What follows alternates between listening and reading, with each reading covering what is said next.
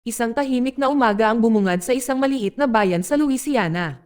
Si Terry Richmond, isang itim na lalaki, ay sumakay sa kanyang bisikleta patungo sa courthouse, umaasang humawak ng legal na usapin para sa kanyang pamilya. Ngunit ang kapayapaan ay nagiging kaguluhan sa isang iglap. Isang kotse ng pulis ang humaharurot sa kanyang likuran at bumangga sa kanyang bisikleta, na bumagsak sa kanya sa lupa. Makalipas ang ilang segundo, dalawang opisyal ang sumugod palabas, bumunot ng baril, tinatrato siya na parang isang marahas na sospek. Nanatiling kalmado si Terry. Alam niyang inosente siya, ngunit sa sandaling ito, hindi mahalaga ang katotohanan. Hindi pinansin ng mga opisyal ang anumang paliwanag, pinusesan siya sa lugar, at pinupunit ang kanyang mga gamit. Sa loob ng kanyang bag, nakakita sila ng isang stack ng cash, malinis, selyado, at organisado. Nang walang salita, tumalon sila sa mga conclusion na binansagan itong pera sa droga. Ipinaliwanag ni Terry ang totoo. Nasa kanya na ang pera, ito ay legal, sinadya upang makapagpiyansa para sa kanyang pinsan. Ngunit walang pakialam ang mga opisyal. Kinukuha nila ang pera nang hindi nagsampa ng mga singil, nang hindi nagtatanong. Sinabi nila sa kanya na kailangan niyang patunayan na kanya ito kung gusto niya itong maibalik. Isang proseso na idinisenyo hindi para magsilbi ng hustisya, ngunit para harangan ito. Frustrated at walang dala, si Terry ay nagtungo sa courthouse na may isang bagay na lang ang natitira, isang pulis ang nagbigay ng abiso na nagsasabing ang kanyang pera ay legal na kinuha.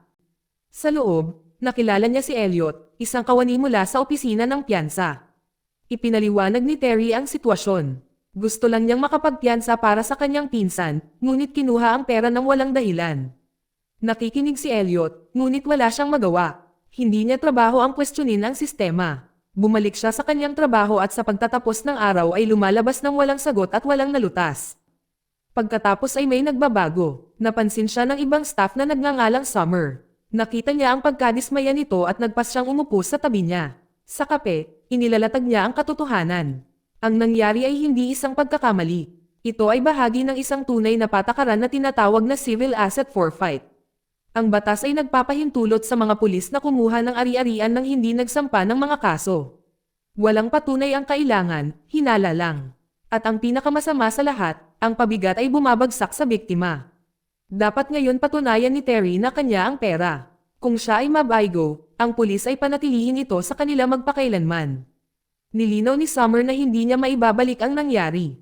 Wala na ang pera sa ngayon, at wala na siyang kapangyarihang bawiin iyon. Pero iba ang inaalok niya, suporta. Nangangako siyang susubaybayan ang pinsan ni Terry sa system.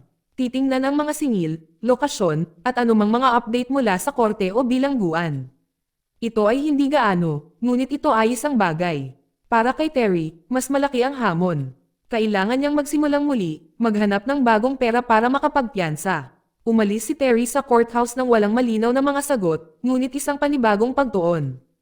Alam niyang hindi ito aayusin ng sistema. Kailangan niyang kumilos, tahimik. Nakipag-ugnayan siya sa isang dating kaibigan, si Mr. Lu, isang Chinese na may-ari ng restaurant na minsang tumulong sa kanya pagkatapos ng militar. Nandoon pa rin ang tiwala, pumayag si Mr. Lu na ipahiram ang pera. Hindi madali, pero sapat na. Hindi nag-aaksaya ng oras si Terry. Tinanggap niya ang alok, dahil alam niyang umuusad ang orasan. Hindi na bumalik si Terry sa bayan. Hindi siya nag-check-in sa isang motel o humihingi ng tulong. Sa halip, lumakad siya palayo sa kakahuyan, malayo sa trapiko, malayo sa mga tao. Doon, sa ilalim ng mga puno, gumawa siya ng maliit na apoy at nagluluto ng simpleng pagkain. Ito lang ang mayroon siya, ngunit sapat na. Sa katahimikang iyon, nilinaw niya ang kanyang isip at nag-focus. Alam niya kung saan siya susunod na pupunta. Pagsapit ng umaga, handa na si Terry. Humakbang siya sa istasyon ng walang takot, bit-bit ang mga dokumento, isang abiso sa pag-agaw, at ang lakas ng karamihan ay mawawala. Sa front desk, nakilala niya ang opisyal na si Jessica Sims.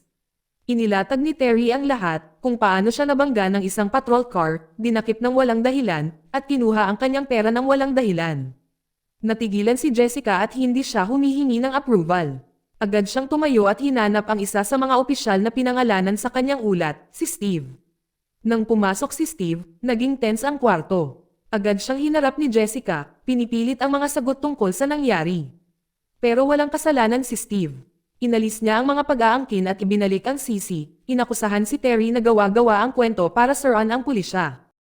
Mabilis uminit ang argumento. Tumataas ang mga boses, nagbabago ang mood, at nagsimulang madulash ang kontrol. Noon ay pumasok si Captain Sandy Byrne, ang pinuno ng departamento. Matigas ang kanyang tono, namumuno ang kanyang presensya, at sinabi niya sa lahat na tumayo. Ngunit sa halip na manatiling neutral, isinantabi ni Sandy ang kanyang mga opisyal. Iginiit niya na mukhang kainahinala si Terry sa simula pa lang. Sinabi niya na sinubukan ni Terry na tumakbo at iyon lamang ang nagbigay sa mga opisyal ng dahilan upang kumilos. Sa pananaw ni Sandy, sarado na ang kaso. Kung mayroon man, maswerteng si Terry ay hindi nagsampa ng mga singil. Nakita ni Terry kung saan ito patungo. Alam niyang ang mas matinding pakikipaglaban ay magpapalala lang ng mga bagay. Kaya, inilipat niya ang kanyang diskarte. Nag-aalok siya ng kompromiso. Hayaang panatilihin ng departamento ang karamihan sa pera, ngunit ibalik ang $10,000 sapat lang para piyansahan ang kanyang pinsan. Bilang bahagi ng deal, ibinigay ni Terry ang mga detalyadong legal na dokumento tungkol sa kanyang pinsan. Umaasa na ito ay sapat upang matugunan ang pangangailangan ng departamento para sa kontrol. Hindi nagtagal si Kapitan Sandy, saka pumayag. Naayos na ang arrangement. Nang gabing iyon, si Terry ay hindi naghanap ng ginhawa o kanlungan. Bumalik siya sa parehong tahimik na kagubatan sa gilid ng bayan. Doon, gumawa siya ng maliit na apoy sa ilalim ng mga puno. Mag-isa, umupo siya at tinitigan ang police seizure report, ang papel na dinadala niya sa bawat paghaharap. Pagkatapos, walang pag-aalinlangan. Pinunit niya ito at ibinagsak ang mga piraso sa apoy. Naging abo ang bawat piraso. Hindi lang galit ito ay isang malinaw na desisyon. Ang sistemang pinagkatiwalaan niya ay nabigo sa kanya, at ngayon kailangan niyang humanap ng sarili niyang paraan. Pagsapit ng umaga, bumalik si Terry sa istasyon. Ito na sana ang huling hakbang, sa sandaling makalakad ng malaya ang kanyang pinsan. Sumakay siya ng may pag-asa. Ngunit imbes na magandang balita, si Kapitan Sandy ang nagbigay ng masamang balita. Sinabi niya kay Terry na ang kanyang pinsan ay inilipat na, sumakay sa isang transport bus kaninang umaga nang walang babala.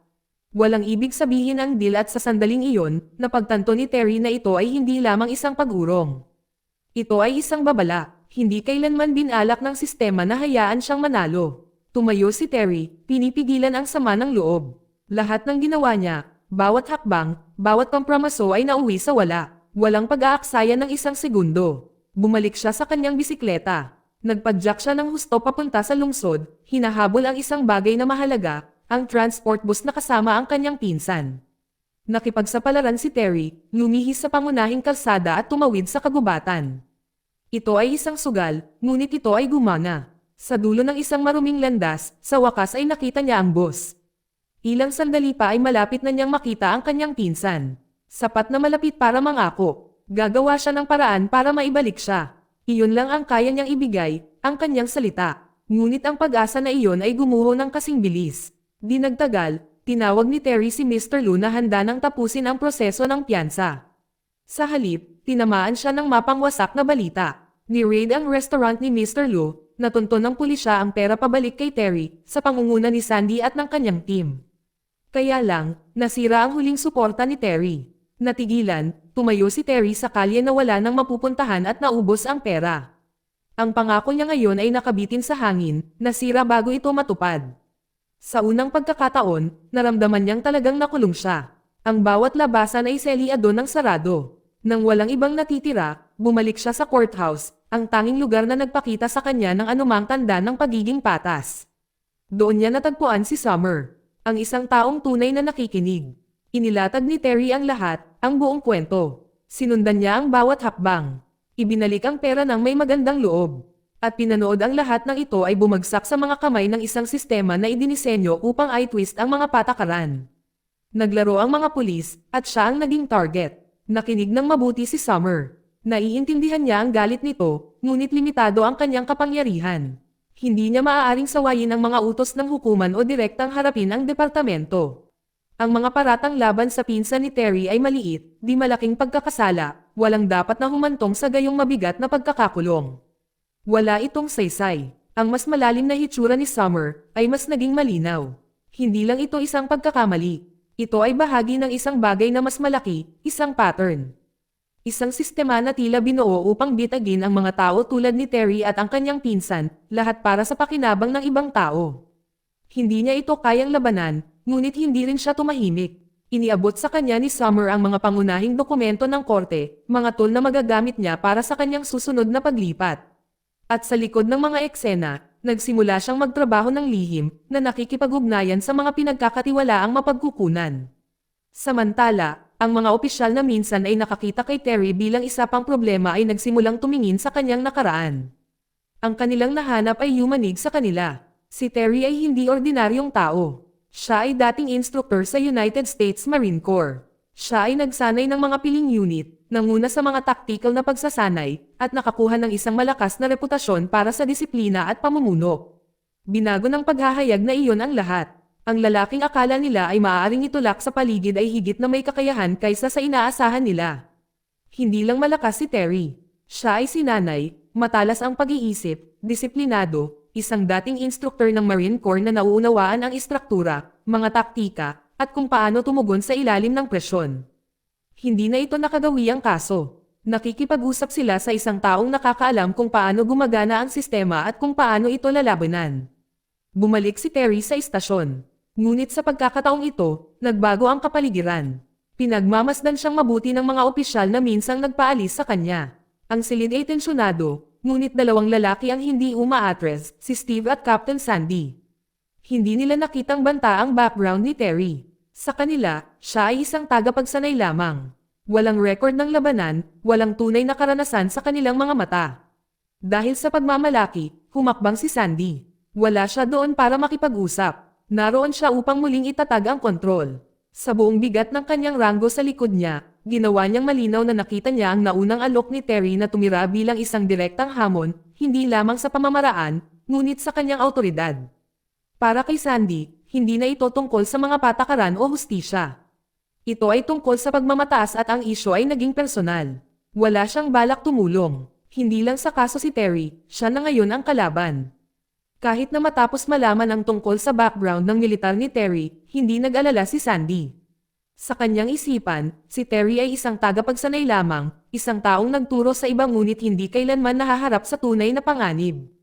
Tapos nagbago ang lahat. Nang maputok ang tensyon, kumilos si Terry, hindi nang may galit, ngunit may katumpakan, mahinahon, kontrolado, at eksakto. Ang sumunod ay nahuli sa lahat ng hindi nakabantay. Naging pisikal ang argumento. Doon mismo sa courtyard ng police station, sumabog ang mga bagay.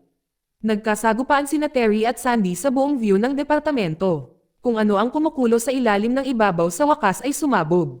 Sumugod ang mga opisyal sa malapit, ang kanilang mga bota ay tumama sa semento, sumisigaw sa hangin habang lumalala ang labanan. Inabot ng ilang opisyal ang kanilang mga armas, hindi sigurado kung ano ang gagawin. Ngunit nanatili si Terry sa unahan ng kaguluhan. Gamit ang matalas na reflexes, mabilis siyang kumilos sa pag-alis ng armas ng isang opisyal bago pa man may paputok ang anumang mga putok. Sa isang matapang na pagbabago ng kapangyarihan, kinuha ni Terry ang kontrol. Napapaligiran ng mga nakabunot na sandata at mataas na tensyon. Naglakad siya papunta sa istasyon kasama si Captain Sandy sa kanyang hawak.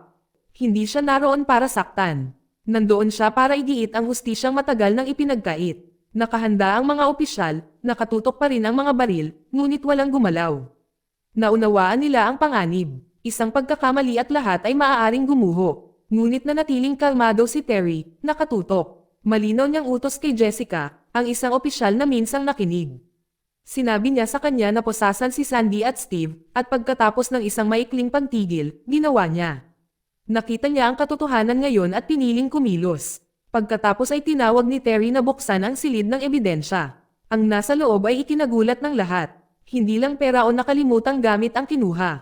Ito ay military-grade gear, metal case, high-powered na armas, at kagamitan na walang lugar sa isang lokal na departamento. Wala sa mga ito legal. Sa gitna ng kaguluhan, natagpuan ni Terry kung ano ang pinanggalingan niya. Ang eksaktong halaga ng pera para sa piyansa ng kanyang pinsan.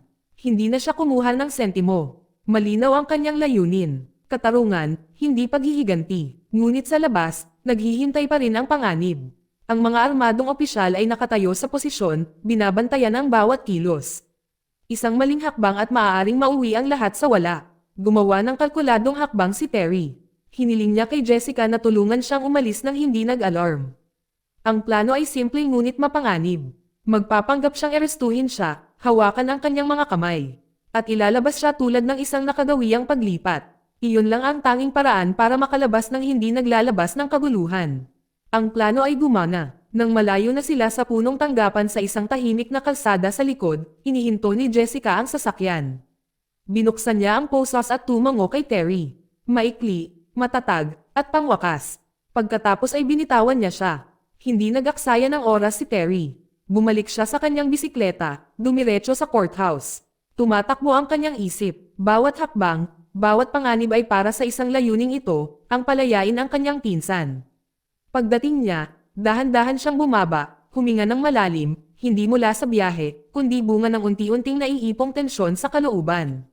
Naglakad siya papunta sa courthouse na may matatag na mga hakbang, iniskan ang silid. Pagkatapos ay nakita niya si Summer. Mukha siyang nakahinga, pero nagulat. Si Terry ay mukhang pagod, walang sabi-sabing iniabot nito sa kanya ang perang pinaglaban niya para mabawi.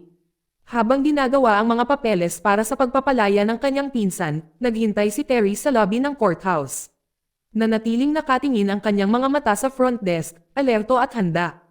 Ngunit sa likod ng kalmadong ibabaw, may namumuo. Huminto ang mga sasakyan ng pulis sa labas. Bumuhos ang mga opisyal, mabilis na lumipat sa maraming pasukan. Ang courthouse, na dating isang ligtas, walang kinikilingang lugay, ay nagiging isang bitag. Agad naman itong naramdaman ni Terry. Lalong lumakas ang mga yabag. Napapalibutan siya at walang paraan palabas. Upang pigilan ang mga bagay na maging marahas, itinaas niya ang kanyang mga kamay na nagpapakitang wala siyang masamang intensyon. Ngunit nagawa na ang desisyon. Isang stun round ang tumama sa kanya, hindi nakamamatay, ngunit sapat na malakas para ihulog siya sa kinatatayuan niya. Natambo siya ng hindi gumagalaw, hindi nasugatan, ngunit hindi makagalaw. Sa loob ng ilang segundo, pinasok siya ng mga opisyal, pinusesan siya, at kinaladkad palabas.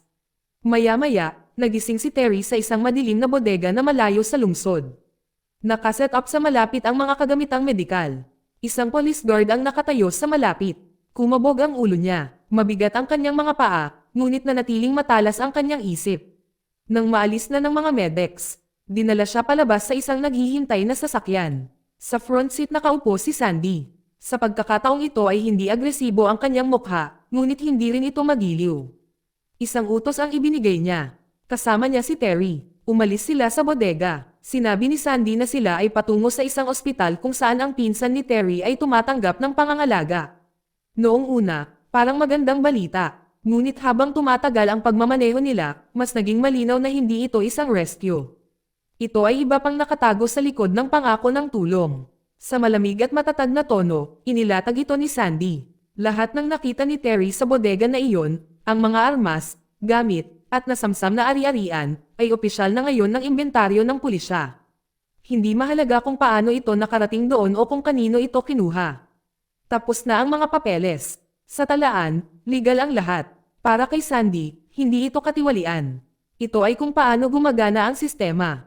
Ginamit ang mga asset na iyon para sa panloob na pakinabang, para sa mga tahimik na operasyon na hindi nakapasok sa mga pampublikong file. Nang makarating sila sa ospital, bumagal ang sasakyan sa emergency entrance. Sa kauna-unahang pagkakataon mula nang magsimula ang kanilang alitan, nagpakita ng pagbabago sa tono si Sandy. Binuksan niya ang isang compartment sa dashboard at iniabot kay Terry ang buong halaga ng pera na kinuha sa kanya. Walang kondisyon, walang banta, tahimik lang na paglaya. Pagkatapos ay dumating ang dahilan. Ang pinsan ni Terry, ang puso ng buong laban na ito, ay inatake sa kustodiya. Nangyari ito ilang oras lang ang nakalipas. Ang mga pinsala ay malubha. Nasa kritikal na kondisyon siya ngayon. Walang makapagsasabi kung ito ay isang random na pagkilos o isang bagay na binalak, ngunit binago nito ang lahat. Inamin ni Sandy na napakalayo na ng sitwasyon. Masyadong maraming mga panganib, masyadong maraming pansin. Nag-alok siya na tumigil na, wala ng pananakot, wala ng pagtugis, ngunit sa isang kondisyon. Kinailangan ni Terry na umalis sa lungsod at hindi na bumalik. Bilang pangwakas na kilos, nag-alok pa si Sandy ng kotse para mabilis at tahimik ang kanyang paglabas. Hindi agad nakapagsalita si Terry. Ang sakit, ang galit, nandoon pa rin ang lahat. Pero alam niya ang totoo, wala nang dapat ipaglaban dito. Ang deal ay hindi perpekto, ngunit ito ay ang tanging pinto na bukas pa rin. Siya ay dumating sa lungsod na ito para sa isang dahilan, ang kanyang pinsan. Ang tanging pamilya niya. Sa ospital, isang nurse ang lumapit kay Terry na may seryosong tingin. Sinabi niya sa kanya ang totoo. Kritikal ang kalagayan ng kanyang pinsan. Ang mga pinsala ay masyadong matindi. Halos walang pagkakataon na mabuhay. Ang oras ay tumatakbo at binigyan ng huling pagkakataon si Terry para magpaalam. Sa loob ng ICU, napapaligiran ng tuloy-tuloy na tunog ng mga makina, tumayo si Terry sa tabi ng kama. Ang kanyang pinsan ay walang malay, pinananatiling buhay sa pamamagitan lamang ng suporta sa buhay. Walang sinabi si Terry, inabot niya lang, hinawakan ang kamay ng pinsan, at ibinaba ang ulo. Ang lalaking nanatiling matatag sa lahat ng bagay sa wakas ay pinapakita ang sakit. Nang matapos ito, dahan-dahan siyang lumabas ng silid, mas mabigat ang bawat hakbang kaysa sa huli. Naghihintay si Summer sa labas. Hindi siya nagsalita, inihanda lang niya ang sasakyan. Pumasok si Terry. Tahimik silang lumabas ng ospital at walang mga salita ang kailangan. Sapat na ang sinabi ng sandali. Mabagal na nagmamaneho si Summer na nagbibigay sa kanya ng espasyo. Sa pagitan nila, napuno ng katahimikan ang sasakyan. Isang katahimikan na mabigat sa pagkawala, ngunit pati na rin ang pagsasara, ngunit ang kapayapaan ay hindi tumagal. Sa paglayo nila, may napansin si Summer sa salamin. May sasakyan sa likod nila. Tapos isa pa, malinaw ang pattern. Hindi nagbago ang distansya. Nakita rin ito ni Terry. Hindi na nila kailangang magsalita. Alam nila ang ibig sabihin nito sa kabila ng pangako ni Sandy, hindi binitawan ng sistema. Ang pahinga ay mga salita lamang. Nakasunod pa rin si Terry. Hindi talaga siya malaya. Sa loob ng mabagal na takbo ng sasakyan, tuluyang nabasag ang katahimikan.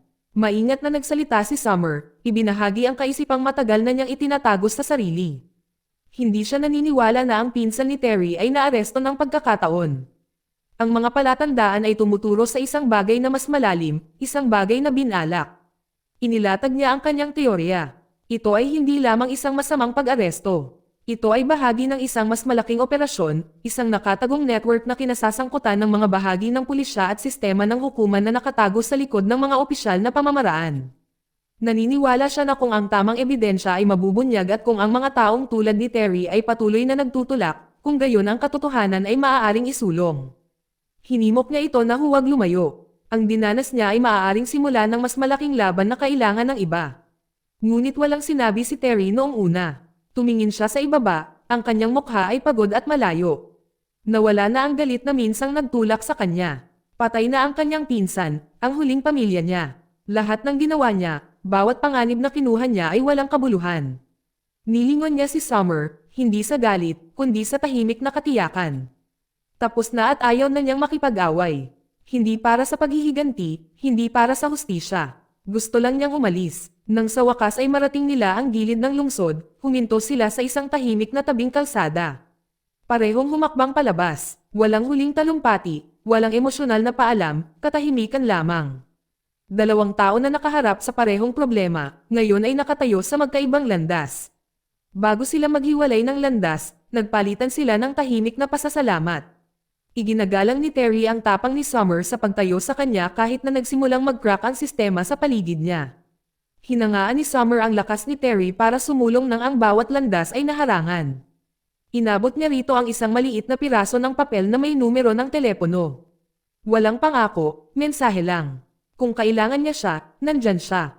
Tapos naghiwalay sila. Bumalik si Summer sa kotse at pinaandar ito. Nagpatuloy si Terry sa paglalakad, naglalakad sa mahabang daan patungo sa huling hakbang ng kanyang deal.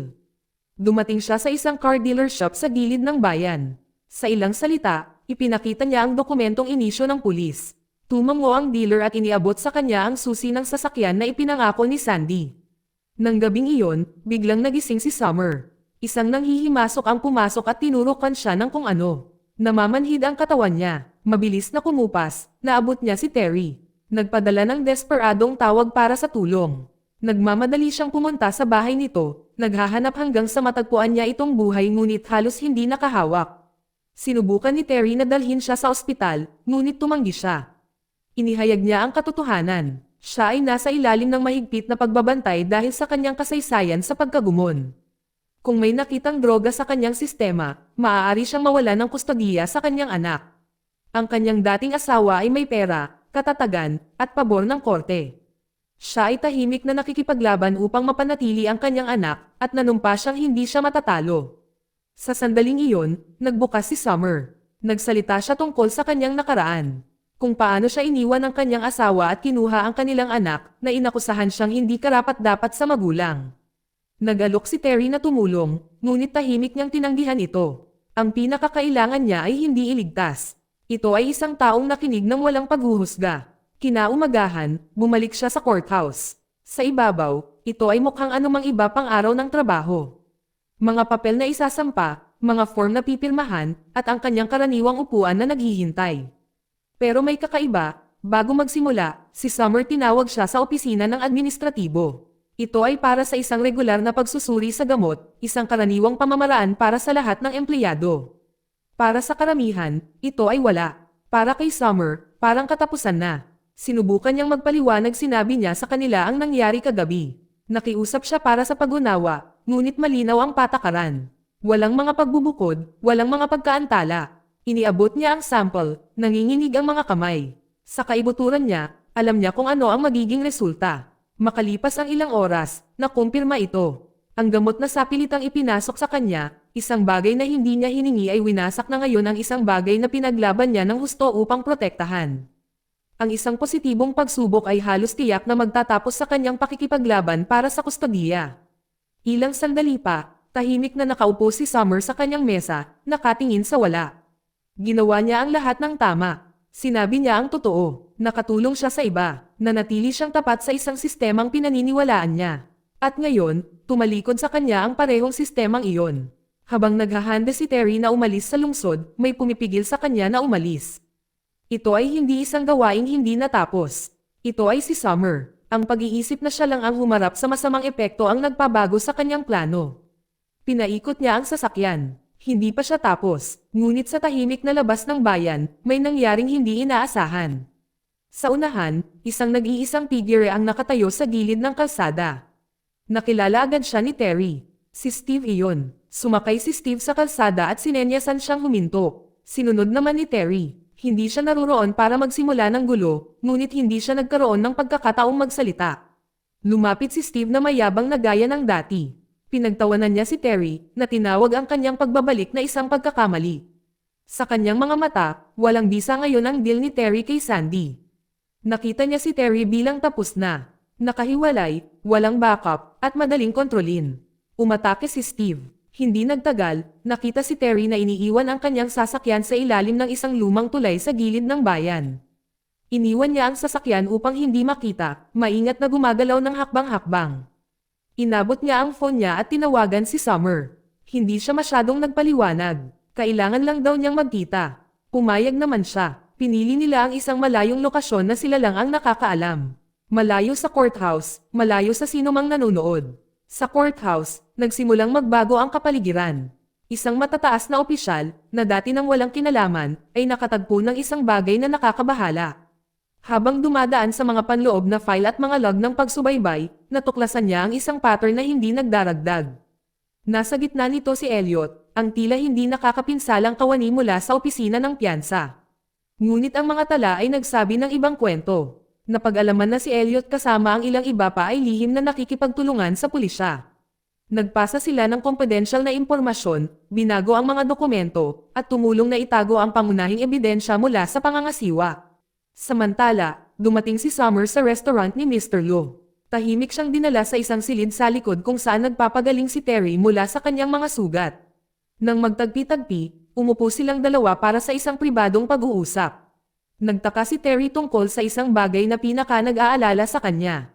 Matapos ang lahat ng kabuluhan, away, pagkakalantad, at nawawalang ebidensya, hindi niya maintindihan kung bakit hindi nagpadala ng buong team ang pulis para arestuhin siya. Walang kabuluhan ang katahimikan. Nagbigay si Summer ng isang teorya, malinaw, simple, at nakakabagabag. Ang mga pulis ay hindi nananatiling tahimik dahil sila ay nawalan ng interes. Tinatakpan nila ang kanilang mga landas. Ang huling bagay na gusto nila ay ang atensyon sa labas. Walang media, walang federal na mata sa lungsod. Sa pamamagitan ng pananatiling tahimik sa lahat, nanatili sa kontrol ang mga tiwaling opisyal. Kinokontrol nila ang kwento, nagpa siya kung sino ang sisihin, at higit sa lahat, pinananatiling tumatakbo ang kanilang mga illegal na operasyon nang walang nakikita sa labas. Sigurado si Summer na hindi ang kaso ni Terry ang una. Ito ay bahagi ng isang mas malaking sistema na binuo para sa bitag, panggigipit, at pagsamantalahan ang mga tao, lahat ay nasa ilalim ng takip ng batas at kaayusan. Nang marinig ito, alam ni Terry kung ano ang dapat gawin. Ang kanilang huling pagkakataon na ihayag ang katotohanan ay malamang sa sistema ng pagsubaybay sa courthouse footage na maaaring patunayan ang lahat.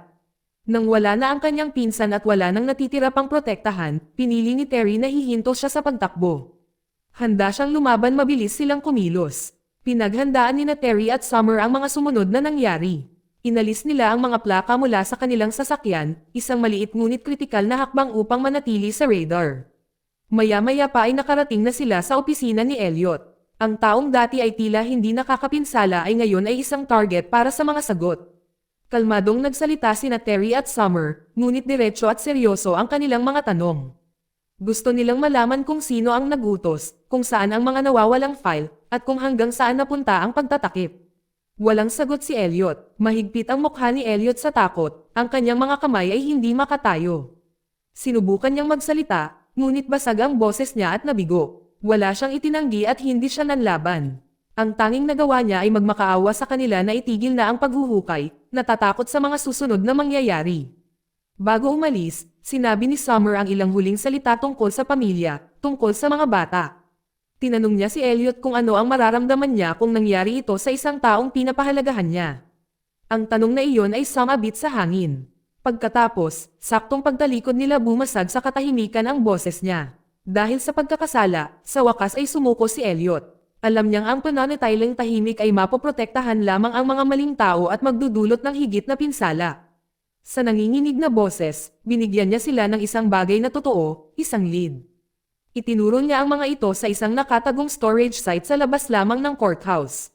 Ito ay isang lokasyon na hindi kailanman kasama sa mga opisyal na record, na ginamit upang itago ang mga dokumento at ebidensya na nilalayong manatiling nakabaon. Ayon sa kanya, may hawak itong mga file at footage na maaaring maglantad sa mga opisyal na sangkot sa malubhang maling pag-uugali.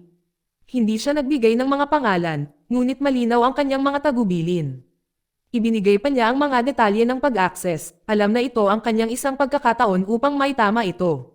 Matapos ang mga taon ng pananatiling tahimik, hindi nagatubili si Terry. Ang oras ay kritikal. Kasunod ng mga direksyon ni Elliot, dumiretso siya sa storage site, isang bahay na pag-aari ng isang district attorney na hindi pa nakikitang nakatali sa kaso hanggang ngayon. Hindi nagpakita ng galit si Terry. Nagpakita siyang nakatutok, seryoso, at handa sa mga sagot.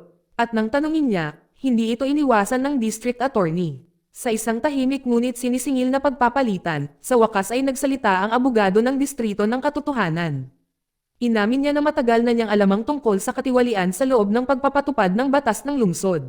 Ngunit hindi siya umimik dahil sa takot. Ginawa niya ito para protektahan si Summer, alam niyang maaaring siya ang susunod na target kung hamanin niya ang mga maling tao. Mabigat ang loob, nagpahayag din siya ng panghihinayang sa hindi pagpasok ng mas maaga, lalo na nang malaman ang pagkamatay ng pinsan ni Terry. Pagkatapos ay nagbahagi siya ng isang bagay na mas madilim. Ilang taon na ang nakalilipas, sinubukan ng isang lokal na obispo na ilantad ang parehong pang-aabuso sa kapangyarihan. Iligal na pang-aagaw, pananakot, at pagbabanto laban sa mga sibilyan, ngunit hindi umabot sa korte ang kanyang pagsisikap. Siya ay natagpuang patay sa ilalim ng mga pangyayari na minarkahan pa rin bilang hindi maliwanag. Sa oras na iyon, ang Selby Spring ay bumagsak sa pananalapi. Nawalan ng kredibilidad at pondo ang puwersa ng pulisya ng lungsod. Binansagan bilang hindi mapagkakatiwalaan, naiwan sa kanila ang ilang mga pagpipilian. Doon nagsimula ang pagmamanipula. Upang mabuhay, bumaling sila sa iligal na kita, tulad ng nakita ni Terry. Ang bawat pagtatakip, bawat pinatahimik na kaso ay ginawa upang protektahan ang kanilang mahigpit na pagkakahawak sa lungsod at maiwasan ang pagkakalantad sa labas ng mga hangganan nito. Nang marinig ang lahat ng ito, sinimulan ni Summer na i-connecta ang mga tuldok. Isang detalye ang bumabalik, isang bagay na matibay, isang bagay na hindi mabubura. Ang surveillance footage mula sa loob ng courthouse. Kung nakaimbak pa rin ito sa system, maaaring ito ang susi sa lahat. Tunay na ebidensya na hindi maitatanggi. Pero bago pa sila makakilos, nagbago ang mood. Ang abogado, na minsang naging matatag, sa kabila ng bigat ng kanyang pag-amin, ay nagsimulang hangina. Nawalan ng kulay ang mukha niya. Bumagal ang kanyang mga salita. At sa pagsisimula pa lang niya ng isa pang pangungusap, nalaglag siya sa kalagitnaan ng pag-iisip. Alam ni na Terry at Summer na may mali. Sa desk, nakita nila ang isang bote ng tableta, malamang na na-trigger ng pagkakasala o kawalan ng pag-asa. Mabilis silang kumilos. Tumawag si Terry para sa mga serbisyong pang-emerhensya, na ipinapahayag ang lokasyon at ang kondisyon ng abogado. Nanatili si Summer sa tabi niya, pinapanatili siyang mulat hanggang sa dumating ang tulong. Nang gabing iyon ay nagbago si Summer. Nawala ang lahat ng pagdududa. Ang mga nakaraang araw ay tinanggal ang anumang pakiramdam ng nawalang pinapanigan. Hindi lang siya nanonood, siya ay bahagi ng laban. Tumungo siya sa lugar na binanggit ni Elliot, isang nakatagong storage room na nakabaon sa ilalim ng courthouse kung saan ang ebidensyang walang dapat makakita ay hindi nakikita. Lumipat sila sa mga pasilyo ng basement ng may pag-iingat. Ang hangin ay tahimik, ngunit ang tensyon ay totoo. Kung may hahanapin pa, ito na ang kanilang huling kuha. Ngunit pagdating nila sa storage room, huli na ang lahat. Isang grupo ng mga armado ang nakatayo sa loob, handa at kumpleto sa gamit. Sa gitna ng silid, gumapang ang mga apoy sa mga istant na nakasalansan ng mga lumang file, mabilis na nag-aapoy. Nang mawala ang apoy, nagtrabaho sina Terry at Summer. Hinanap nila sa bawat sulok ang hard drive na maaaring patunayan ang maling pag-uugali ng pulisya. Nasira ang main drive, pero may nakita si Summer, buo pa rin ang SD card. May hawak itong CCTV footage, kabilang ang mga pangunahing recording na nauugnay sa kahinahinalang pagkamatay ng pinsan ni Terry. Umalis sila sa gusali sa parehong paraan kung paano sila pumasok, maingat at mabilis. Bago umalis, sinira nila ang natitirang ebidensya, binura ang mga palatandaan ng kanilang presensya.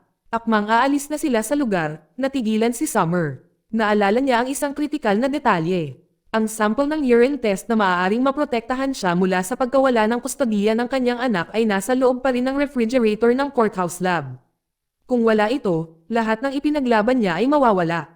Ang oras ay tumatakbo. Sa kabila ng pag-aalala ni Terry, si Summer ang tumawag. Mag-isa siyang pupunta. Tumakbo siya sa tahimik at malilim na bulwagan ng courthouse. Alam niyang binibilang ang bawat segundo. Sa lab, nakita niya ang refrigerator. Nanginginig ang mga kamay niya habang binubuksan iyon. Sa loob, ang mga sample ay maayos na nakalabel, at ang kanya ay naroon. Pagkatapos, tumigil ang lahat. Binuhahan ng mga opisyal ang pintuan ng walang babala. Walang oras para magsalita, walang pagkakataong makagalaw. Napapaligiran si Summer. Sa ilang segundo, napigilan siya at hinayla mula sa lab. Sa labas, may naghihintay na sasakyan ng pulis. Ang bitag ay sarado na. Mula sa malayo, nakita ni Terry ang lahat ng nangyayari, at hindi siya nagdalawang isip. Sa isang mabilis na galaw, pinaharurot niya ang kanyang sasakyan sa sasakyan ng pulis na minamaneho ni Officer McGill, na iniwang nakatulala at hindi nakasagot ang lalaki. Mabilis na pumasok si Terry na naghahanap ng mga sagot. Kailangan niyang malaman kung saan nila dinala si Summer. Napailing, inilabas ni Michael ang kanyang telepono at tumawag sa isa pang opisyal. Hinawakan ito ni Terry at diretsyong nagsalita. Nag-offer siya, ibibigay niya ang SD card kapalit ng paglaya ni Summer. Pumayag ang pulis, ngunit sa isang kondisyon. Ang palitan ay kailangang mangyari sa isang malayong lugar na tinatawag na Rebel Ridge. Kinaumagahan, malamig at tahimik ang kapaligiran sa Rebel Ridge. Mabigat ang tensyon sa hangin. Sa isang makitid, mabatong landas, ang mga sasakyan ng pulis ay nakaparada. Ang mga armadong opisyal ay nakatayo sa atensyon, matalim ang mga mata, naghihintay. Sa mga kotse, iba ang isa. Sa likod na upuan, si Summer ay nakaupong pahihil at tahimik. Pagkatapos ng mahabang gabi ng interogasyon, siya ay nanghina at nalilito. Walang nagsabi sa kanya kung ano ang darating. Ang alam lang niya ay nakasalalay ang kanyang kapalaran sa susunod na nangyari. Pagkatapos ay dumating ang tunog ng isang makina. Isang itim na kotse ang gumapang patungo sa tagpuan, na naglalabas ng alikabok. Ang bawat opisyal ay lumingon upang tumingin. Lumapit ang mga kamay sa mga armas. Nagbubas ang mga radyo ng maikli at tense na utos. Sigurado silang si Terry ang driver. Kasabay nito, direktang tumawag si Terry kay Sandy, na nasa loob pa rin ng police headquarters kasama si Jessica. Ang kanyang boses ay kalmado, ngunit matatag. Pinaalalahanan niya si Sandy na mula nang umalis sa militar, hindi na siya gumamit ng karahasan. Ngunit iyon ay malapit nang magbago. Sa pagkakataong ito ay hinahabol niya ang bawat tiwaling opisyal na kasangkot. At si Sandy ay nasa listahang iyon. Binalaan niya ito na maghanda dahil hindi inaasahan ang darating. Bumalik sa Rebel Ridge, nilapitan ni Teniente Marston ang bagong dating nasasakyan ng pulis malapit sa cliffside. Maingat siyang kumilos habang ang kanyang koponan ay nanatiling alerto, nakahanda ang mga sandata, nakatutok ang mga mata sa kotseng pinaniniwalaan nilang hawak ni Terry. Pagkatapos ay bumukas ang pinto at bumaligtad ang sitwasyon. Walang tao sa front seat. Nakita nilang nakatali si Macal, nakatape sa bibig, basang-basa sa pawis. Nanlaki ang mga mata niya sa gulat. Sinusubukang magsalita, ngunit walang narinig na boses.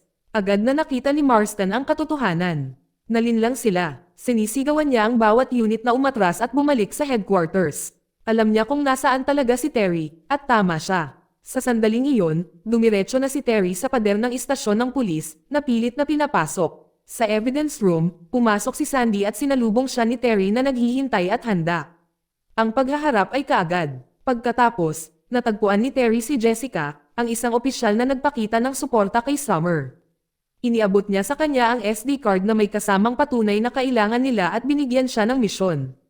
Iligtas si Summer mula sa sasakyan ng pulisya bago pahuli ang lahat. Habang ang ibang mga opisyal ay tumakbo pabalik sa punong tanggapan, nakuha na ni Terry ang kontrol. Sa loob ng pangunahing ebidensya, nakatayo siya na napapalibutan ng mga stock ng nasamsam na pera. Ang pera na matagal nang ginagamit upang pasiglahin ang katiwalian at kontrol. Sa pamamagitan ng emergency broadcast system, naghatid siya ng isang mensahe na hindi maaaring baliwalain. Kung siya ay hindi inilabas kaagad at walang kondisyon, susunugan niya ang bawat dolyar sa silid. Para sa tiwaling departamento, ang pera na iyon ay nangangahulugan ng higit pa sa hustisya, higit pa sa buhay. Habang naghihintay, pinaghandaan ni Terry ang alam niyang darating. Na-access niya ang cash na pang-emerhensyang sandata ng istasyon, na armado ang sarili hindi para umatake, kundi para ipagtanggol. Naiintindihan niya na kapag dumating ang iba, hindi sila darating para makipag-usap. Ang hindi niya nakitang dumarating ay pagtataksil mula sa loob. Pumasok sa silid si Jessica, ang opisyal na dating katabi niya, si Mayan. Sa pagkakataong ito, hindi siya kakampi. Itinaas niya ang kanyang sandata, panay at tahimik. Matigas ang ekspresyon niya, malamig ang boses. Inutusan niya itong ihulog ang lahat. Walang choice si Terry. Itinaas niya ang kanyang mga kamay. Inakay niya siya palabas, tinutukan siya ng baril. Mabagal ang kanyang mga hakbang, hindi dahil sa takot, kundi sa bigat ng pagkakanulo. Sa labas ng istasyon, iniabot ni Jessica ang SD card, ang huli at pinakamahalagang ebidensya ni Terry, kay Steve, na kara-rating lang kasama ang kanyang unit. Kinuha ito ni Steve nang walang salita, kalmado sa ibabaw, ngunit ang hitsura sa kanyang mukha ay nagsasabi ng lahat. Walang pag-aalinlangan, ibinagsak niya ang card sa lupa at dinurog ito sa ilalim ng kanyang bota. Sa isang segundo, ang tanging patunay ng mga krimen ng departamento ay nawala. Lumingon si Steve kay Terry, puno ng panunuya ang mukha. Sa malupit na kasiyahan, inihayag niya ang huling dagok. Hindi lang nagkasakit si Summer. Siya ay sinadyang tinurok ng nakamamatay na 12 ng sarili nilang mga opisyal. Ang layunin noon pa man ay patahimikin siya na tigilan si Terry. Walang reaksyon, walang salita, ngunit ang tingin sa kanyang mga mata ang nagsabi ng lahat. Lahat ng kanyang ipinaglaban, ebidensya, katotohanan, hustisya, ay nawasak sa kanyang harapan. Nawala lahat. Si Steve, kumbinsido na tapos na ang laban, ay humakbang palapit habang nakataas ang kanyang pistola. Walang balak manghuli, walang balak magpigil. Ito ay magtatapos sa isang bala. Itinutok niya ang baril sa ulo ni Terry, handa na itong tapusin. Ngunit bago pa siya makapagpaputok, isang boses ang pumutol sa tensyon. Humakbang pasulong si Teniente Marston, inilabas ang sandata at tinutukan si Steve. Tumigil ang lahat, napalitan ng katahimikan. Mariing wika ni Marston. Ito ay tungkol sa pagtakpan ng mga truck ng pagpatay. Ang pagpatay kay Terry ngayon ay gagawing simbolo ng katiwalian ang buong departamento na hindi may tatago ng sinuman, pagkatapos dumating lumitaw si Sandy. At walang babalang binaril si Marston sa binti habang sinusubukang i-regroup ni Sandy ang kanyang koponan, kumilos si Jessica nang hindi nakakakuha ng pansin. Sa isang tahimik na sandali, binigyan niya ng pagkakataon si Terry na tumakbo. Nang walang oras para mag-isip, kinuha ni Terry ang kanyang gamit at lumabas ng ambush zone. Sumabog ang putok ng baril sa paligid niya. Ang tensyon ay naging malawakang bakbakan. Nagpalitan ng bala ang bawat panig, tumama sa mga patrol car at isang polis ay nagtapon ng granada sa kanilang likuran. Mabilis na kumilos si Terry, dumulas sa takip, umiwas sa apoy at mga wasak na bahagi. Nagpaputok lang siya kapag wala siyang choice, sapat lang para makalusot at makagalaw. Sa gitna ng kaguluhan, ipinahayag ni Marston na ngayon ay lumalaban sa panig ni Terry na maaaring mabuhay pa rin si Summer. Ang isang patrol car sa malapit ay may hawak na mga pang-emerhensyang kagamitang medikal. Inactivate din niya ang dashcam ng sasakyan na kinukunan ang bawat putok ng baril, malinaw na patunay ng mga krimen ng departamento. Si Terry ay sumulong, pinabagsak ang huling mga tiwaling opisyal. Naabot niya si Summer sa tamang oras. Nagre-record din ng video ni Sandy na tinutukan siya ng armas. Ito ang lahat ng patunay na kailangan nila. Matapos ang laban, bumalik si Terry sa isang malapit na sasakyan na kanyang itinago kanina. Sa loob, nakaupo si Marston na sugatan, halos hindi nakahawak. Walang malay si Summer sa backseat. Mababaw ang paghinga niya. Ang oras ay paubos na. Binuksan ni Terry ang medical kit at tinanong si Marston kung may makakatulong. Nagpupumilit na manatiling malay, binigyan siya ni Marston ng pangalan ng isang gamot at ipinaliwanag kung paano ito gamitin. Dahan-daang bumukas ang mga mata niya. Siya ay nataranta, ngunit buhay. Walang sinabi si Terry. Nakatingin lang siya at nakahinga na siya ng maluwag. Bumalik sa punong tanggapan. Hindi nag-aksaya ng isang segundo si Sandy. Sa sandaling nalaman niyang nakatakas si Terry kasama sina Summer at Marston, naglunsad siya ng isang malawakang paghahanap. Alam niya kung ano ang nakataya. Kung ang alinman sa mga ebidensya sa video ay lumabas. Hindi lamang nito tatapusin ang kanyang karera, sisirain nito ang buong operasyon na kanyang itinayo at pinoprotektahan sa loob ng maraming taon. Samantala, sa isang desyerto na highway, pinilit ni Terry na panatilihing kontrolado ang sasakyan. Ang isa sa mga gulong ay nataman sa labanan at mabilis na nawalan ng hangin. Ang pagdadrive ay lalong bumigat sa bawat milya. Pagkatapos ay dumating ang mga babala. Mabilis na nagsara ang mga unit ng pulisya. Hindi lang sila naghahabol. Sila ay pinapalibutan ng mga ito sa unahan, may hadlang na naghihintay. Ang mga nakabaluti na sasakyan at mga armadong opisyal ay nakahanay sa kalsada. Ang bitag ay naitakda. Sa loob ng sasakyan, naintindihan ni Terry, Summer, at Marston. Walang paraan pabalik, walang ligtas na lugar upang huminto. Ang pagpili ay ginawa ng walang salita. Kinailangan nilang lumusot. Sa kabila ng nasirang gulong, itinulak ni Terry ang kotse pasulong diretso sa gitna ng harang. Malakas silang tumama, pinilit na dumaan, ngunit lumaki lamang ang kaguluhan. Nagsara ang mga unit ng pulisya mula sa bawat panig, at halos hindi magkadikit ang sasakyan. Tapos may nangyaring hindi inaasahan. Mula sa kabilang direksyon ay may sumulpat na isa pang sasakyan, mabilis ang takbo. Nabangga nito ang isang police cruiser na nakaharang sa kalsada. Ang pag-crash ay nagbukas ng isang makitid na puwang sa hinaharangan, sapat na lapad para malagpasan ni Terry. Sa likod ng gulong ng sasakyang pang-rescue ay si Jessica, bumalik ng buong kailanawan kung saan siya nakatayo. Halos wala na ang oras nang makarating sila sa isang emergency clinic. Nagmamadaling pumasok ang mga medikal na kawani, dinala si Summer sa paggamot habang si Terry ay nakatayo sa labas ng silid, tense at tahimik. Hindi nagtagal, pumunta si Terry sa likod ng sasakyan na ginamit nila para makarating doon. Binuksan niya ang isang nakatagong compartment sa trunk at inilabas ang isang bagay na nagpasiklab ng lahat, ang ebidensya. Isa itong digital na file na puno ng mga pag-amin, surveillance video, at matitibay na ebidensya. Sapat na para sirain si Sandy at lahat ng konektado sa network ng katiwalian sa departamento.